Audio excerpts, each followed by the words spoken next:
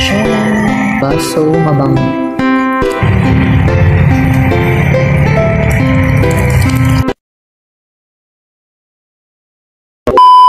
Hello everyone, it's me again, Amber Olivar, and welcome back. So guys, for today's video is another vlog. So for today's video guys, since maulan ang panahon, maulan sa labas, baha-baha nga din sa mga ibang lugar. So for today's video, perfect ang ating gagawin ngayon is gagawa tayo ng champurrado! Ganon! So ako na lang din yung nag-effect. So, ang kapartner ng champurrado guys, masarap daw ang champurrado kapag may tuyo. So, magprito rin tayo ng tuyo, kapartner ng champurrado. So, without further ado, let's start!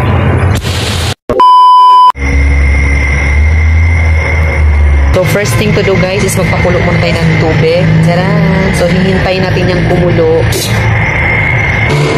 So, ang gagamitin natin guys is ang tableya. So, itong tableya guys is galing pa itong bohol. Tcharan! So, itong ating gagamitin para sa ating champurrado. So, talagang kakao po siya guys. Kakao po siya guys. Talaga, oh. Thank you so much, mother, for this. Diba? See the cacao.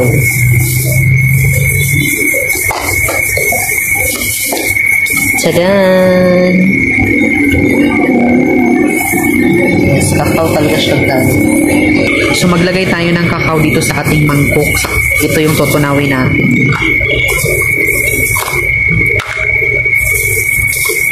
Tadaan!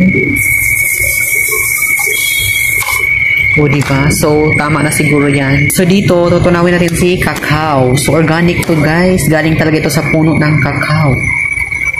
Yes, napakasarap itong daming champurrado. Kasi yung iba ginagawa is ano lang.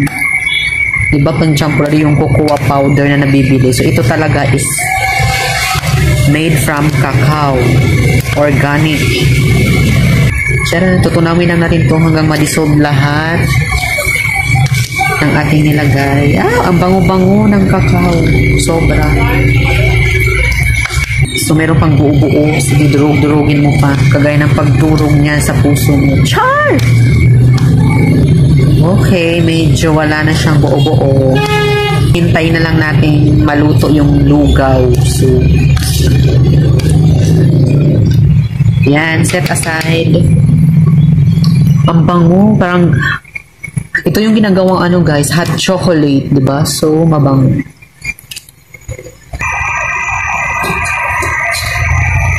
So,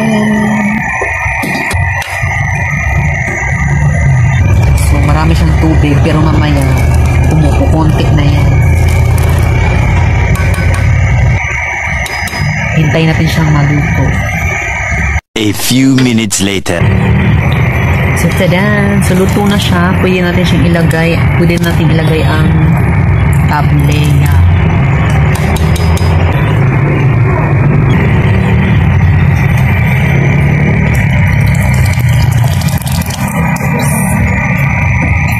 Oh, diba? Champurrado na siya. So, after natin ilagay ang cacao, maglagay tayo ng sugar. So, it's up to you kung gaano kadami ang sugar na inyong ilalagay. Kung gaano katamis. Diba? Damihan nyo yung asukal para maging sweet. Hindi kagaya ng jowa nyo. Minsan lang magiging sweet. Char! So, yes, almost done. Okay, so ready to serve.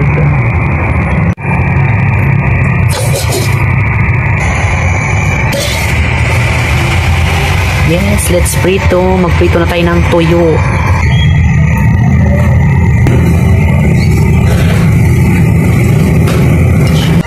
So, ito na ang toyo. Let's fry this. Isa na lang talaga ito natira. So, ito na ang save the best for last.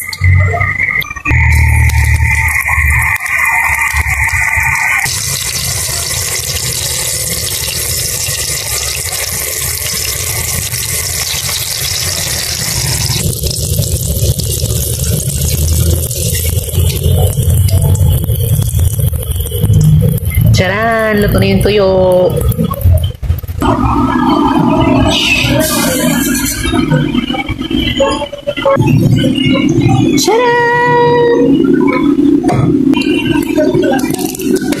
Wow, ka-perfect sa ating champorado.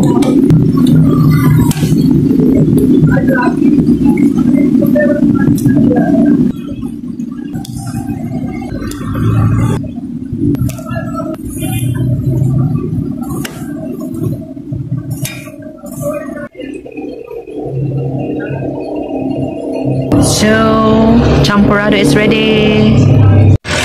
Let's eat, guys. The champorado is ready. In there, the tuyo. And then the saging. So, let's see it. Hindi natin lalagyan ng evaporada kasi ayoko na may ganun. Gusto ko yung plain lang.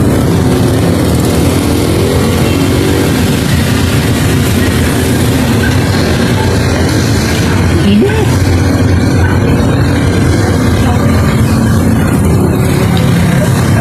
Sarap. Promise, ang sarap.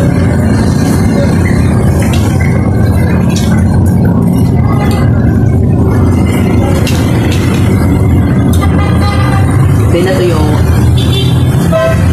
farm.